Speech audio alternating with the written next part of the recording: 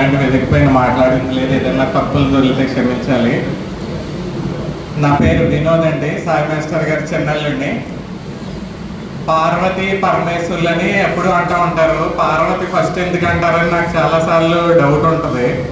అబ్బాయిని ఫస్ట్ పెట్టాలి కదంటే తల్లికి అంత విలువ ఇస్తారని తర్వాత అర్థమైంది. అదేవిధంగా ఇక్కడ ఏ గవర్నమెంట్ వచ్చినా విద్య వైద్యం అంటారండి.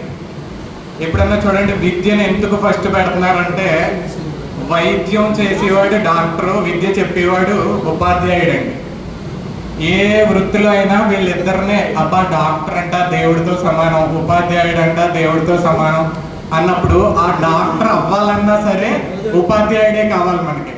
సో అందుకు బహుశా మేబీ విద్యని ఫస్ట్ పెట్టి తర్వాత వైద్యం అంటారేమో అనుకోండి.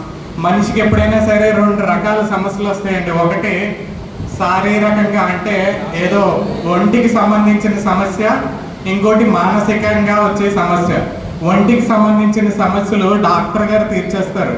డబ్బులు అవ్వితే అవ్వచ్చు, కొద్దిగా డబ్బులు ఉన్న వాళ్ళు ఆ ఒంటికి సమస్యలు ఎంత పెద్ద వైద్యం అన్నా ఈవేళ రేపు ఆ సమస్య తీరిపోతుంది. కానీ మానసికంగా వచ్చిన సమస్య చిన్నప్పటి నుండి దాన్ని మనం డీల్ చేస్తే తప్ప, అది కూడా గురువు చేతిలో ఉంటుందండి. ఆ మానసిక సమస్య నువ్వు ఎంత డబ్బులున్నా ఆ మానసిక సమస్యలు తీరవు. ఈవేళ మనం చాలా మందిని చూస్తున్నాం డిప్రెషన్లోకి వెళ్ళిపోవడం. లేకపోతే ఎప్పుడైతే పిల్లోడికి చిన్నప్పటి నుండి సరైన బీజం పడ్డాదో ఆ వృత్తిలో, అందుకు ఆ ఉపాధ్యాయుడిని డాక్టర్ కన్నా ఎక్కువగా గుర్తించాలి. మనం విద్యకు సంబంధించి డాక్టర్ కన్నా ఎక్కువ విలువైన వాడు ఉపాధ్యాయుడు అని నేను నమ్ముతాను.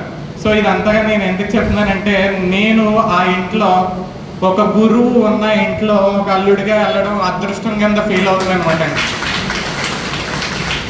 ఆయన వ్యక్తిగతంగా ఎలాంటోడు అనేది కుటుంబంలో ఉన్న వాళ్ళకి బాగా తెలుస్తుంది. మనకి బయట ఆయన ఉపాధ్యాయుడిగా ఎంతమందికి ఆయన స్ఫూర్తి అయ్యాడు, ఎంతమంది జీవితాలు పిల్లలు ఈవేళ ఆయన చెప్పిన పిల్లలు ఎక్కడెక్కడో ఉన్నారు అనేది మనకు అవసరం లేదు. ఎందుకంటే ఆయన ఫస్ట్ ఇంట గెలిచి రచ్చగెళ్ళాల్సిందే మనం ఇంట్లో ఉన్నవాళ్ళం. సో ఇంట్లో కూడా ఎప్పుడైనా మీరు ఆలోచిస్తే డాక్టర్కి క్యాన్సర్ క్యూర్ చేసి డాక్టర్కి క్యాన్సర్ వస్తే ఎలా ఉంటుంది, ఎంత బాధగా ఉంటుంది. ఆయన క్యూర్ చేసుకోగలడా లేదా? అలాగే ఎప్పుడైనా ఆయనతో